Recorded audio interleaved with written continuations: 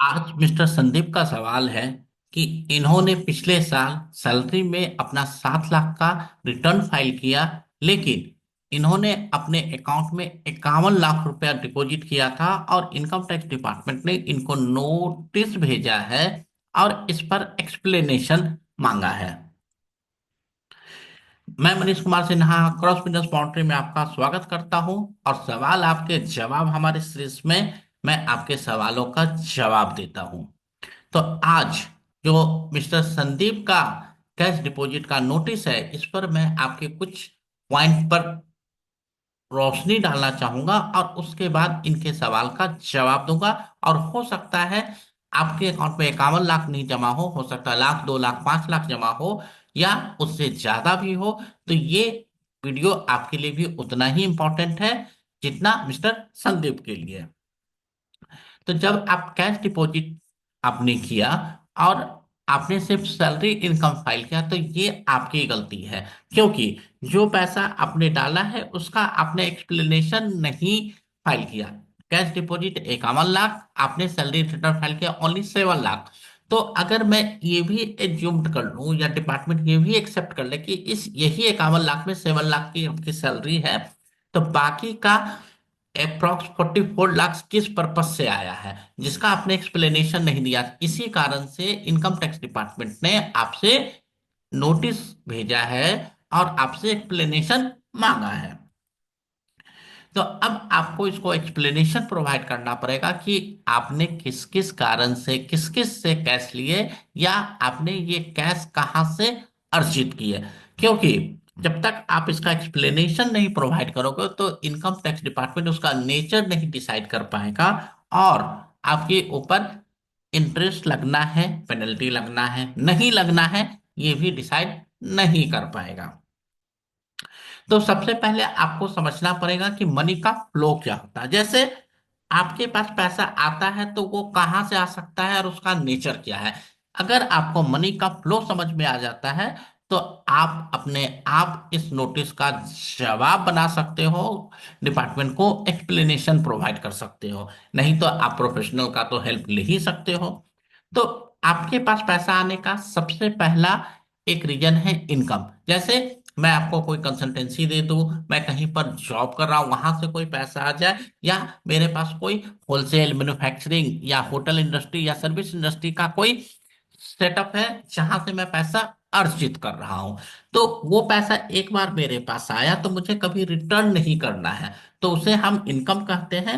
और जब इनकम आता है तो उसके ऊपर हमें इनकम टैक्स भी देना पड़ेगा, इसके साथ ही जीएसटी भी देना पड़ेगा, क्योंकि आपको पता है आप सर्विस इंडस्ट्री में हो जॉब के अलावा, तो 20 लाख के ऊपर आपको जीएसटी देना है। और अगर आप गुड्स सप्लाई करते हो तो आपको 40 लाख, अगर आप इंटर स्टेट सेल नहीं करते हो तो इस सिनेरियो में आपको income tax as well as the GST भी पे करना पड़ेगा।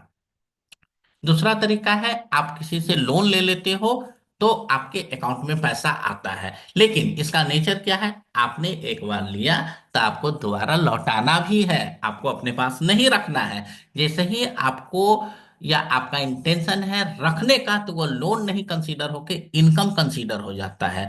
मतलब जिसका नेचर है मुझे पैसा रिटर्न करना है वही लोन होगा। अगर ये लोन है तो इसके ऊपर ना इनकम टैक्स लगता है ना ही जीएसटी लगता है। थर्ड तरीका होता है पैसा आने का, गिफ्ट। इसका नेचर होता है कि मेरे फादर ने मेरे को पैसा दे दिया, मैं उनको अब कभी रिटर्न नहीं करूंगा, लेकिन मैंने फादर को कोई सर्विस, कोई गुड्स या कोई काम करके नहीं दिया, उन्होंने लव एंड अफेक्शन के लिए मेरे को पैसा ट्रांसफर किया, उसे कहते हैं गिफ्ट। जब कोई गिफ्ट मिलता है तो रिलेटिव के यहाँ से मिलता है तो वो एग्जम्प्टेड होता है, और अदर देन रिलेटिव होता है तो वो टैक्सेबल होता है।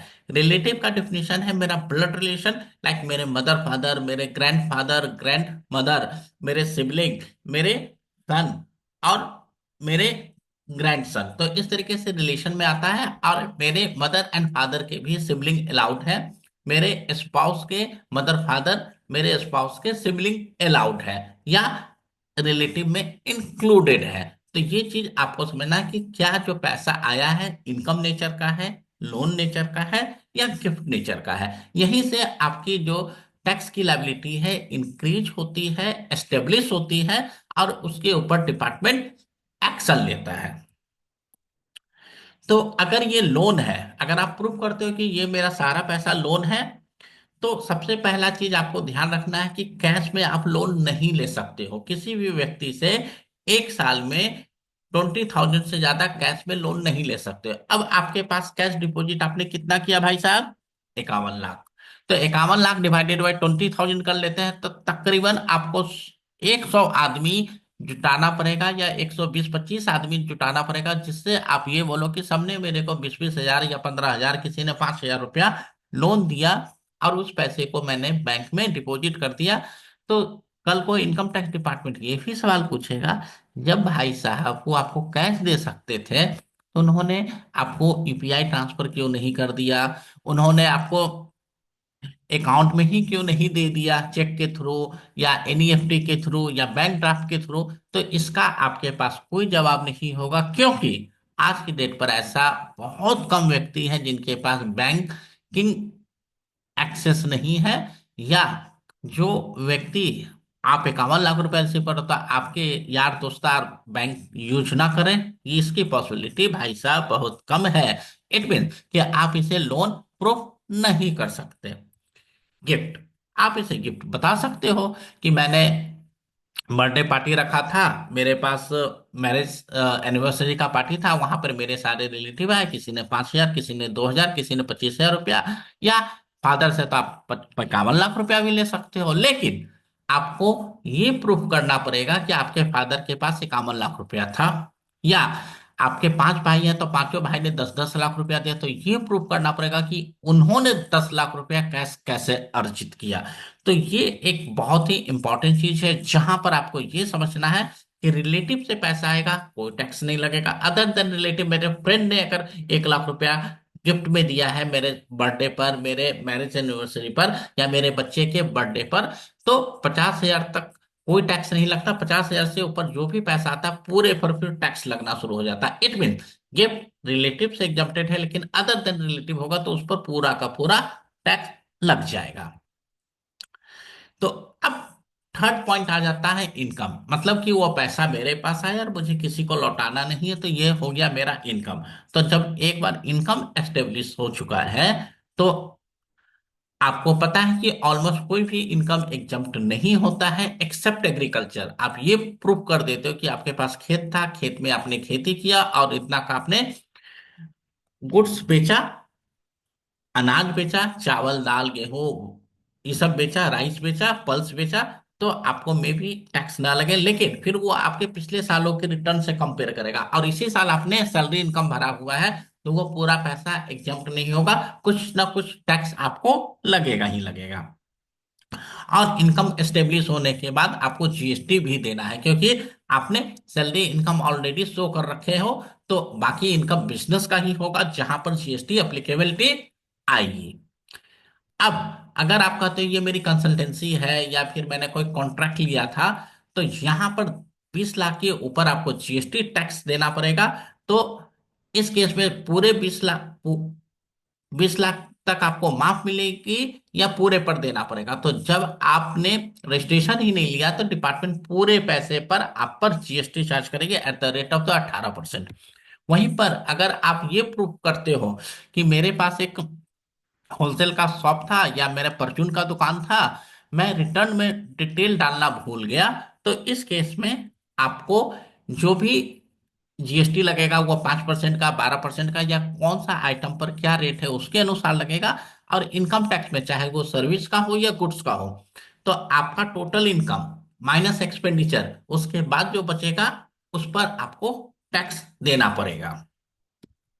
तो इस पर मैंने संदीप जी को ये सॉल्यूशन प्रोवाइड किया कि आपको इनकम तो कंसीडर करना ही करना है, चाहे कुछ भी हो जाए, क्योंकि आप किसी से कैश में लोन ले नहीं सकते हो, आपके रिलेटिव में इतना कैश कोई दे नहीं रहा है।